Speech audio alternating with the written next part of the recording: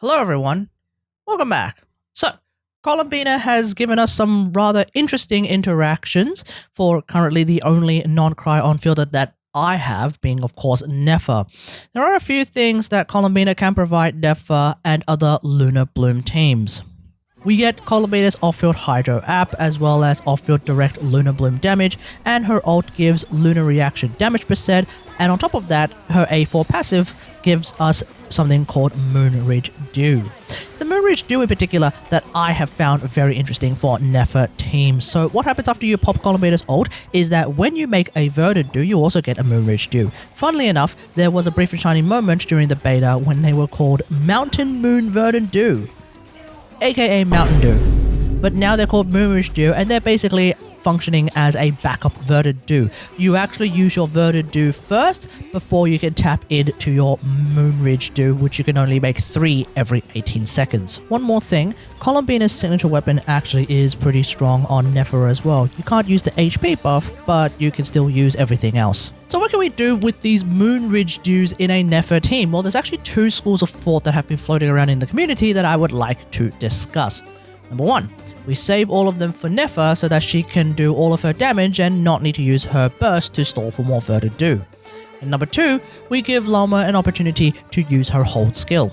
Saving them all for Nefer is quite good for the overall experience with Nefer. There is this nice all-in approach to playing Nefer when it's her turn in the rotation. So when I play Nefer teams in the Simulacrum, she does end up doing more than half the team's DPS, so an all-in approach does actually make sense for these kinds of hyper carries. You probably won't need any ER on Nefer then. In order to ensure that her ult is ready, you can actually build all in on EM, crit, and all that good stuff. However, personally, I feel like giving Lauma a chance to use her hold skill. That's better for a few reasons. You get 18 BloomJin stacks on top of the 18 that Lauma's ult already provides.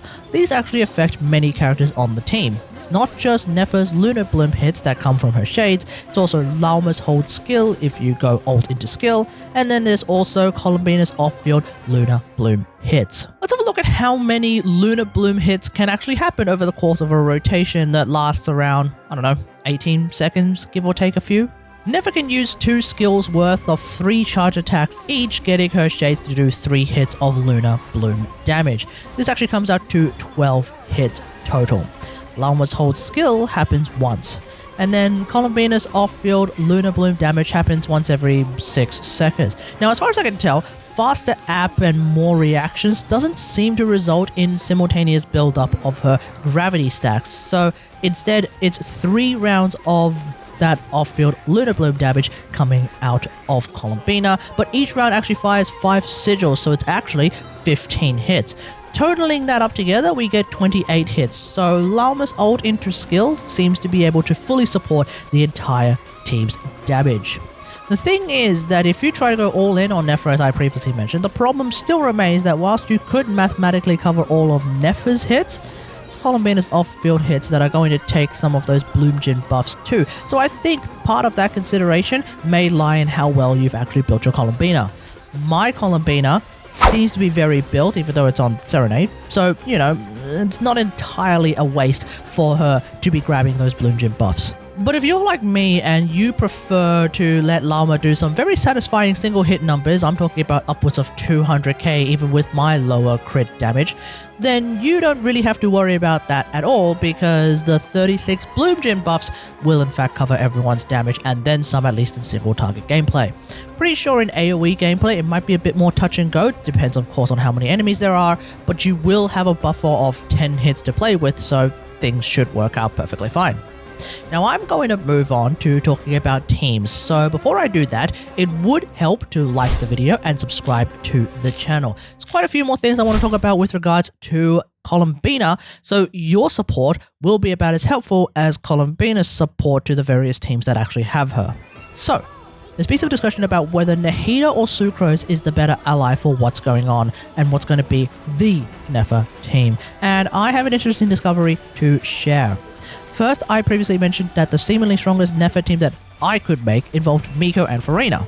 Now that we actually have a simulacrum to work with, it turns out that is somewhere between probably and ever so slightly not true, in that the team DPS was pretty much the same as running Sucrose instead of Miko, at least my Miko.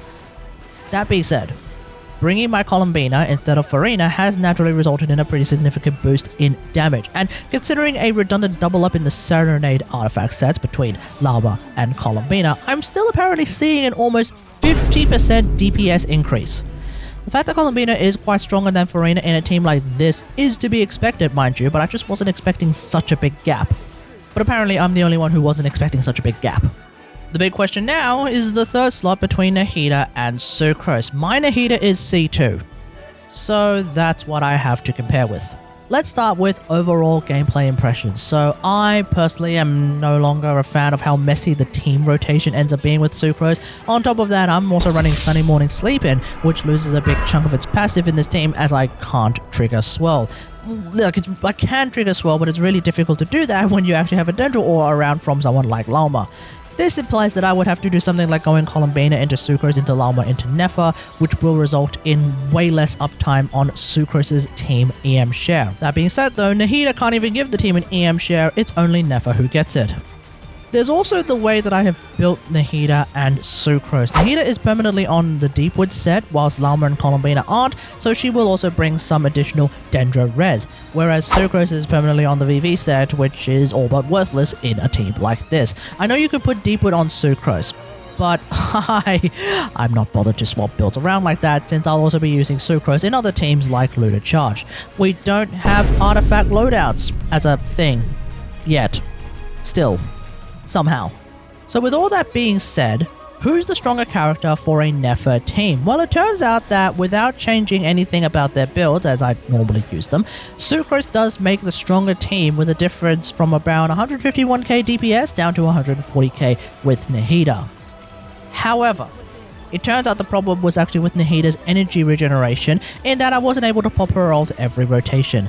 So when I ran Favs for Nahida as opposed to running Kagura's, well, suddenly Nahida actually makes the stronger team with 157k DPS.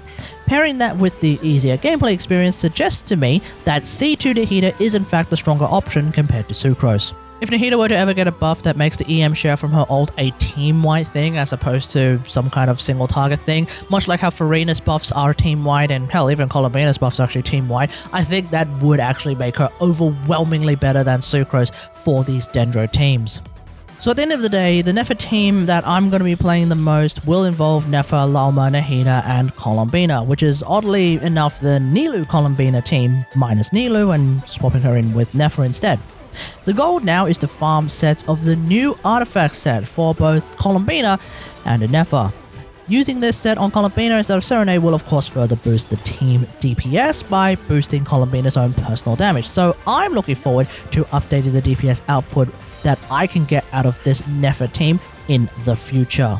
Until then, I think that's all I have to talk about on Nefer's new team options. Let me know how you think about all of this in the comments below. What's your favorite Nefer team composition? Let me know in the comments. Remember, Nefer is a pretty strong character, so at the end of the day, there's not really a wrong answer. There are, of course, going to be some teams that are stronger and some teams that are more preferable, but hey, if there are characters that you would like to play, like the illustrious Yae Miko, the wise and beautiful, then, you know, you can play with her as well. Otherwise, hope you guys enjoyed. If you like this video, hit that like button, subscribe for more Genshin Impact action, and until next time, I'll see you guys later. Thanks for watching. Bye.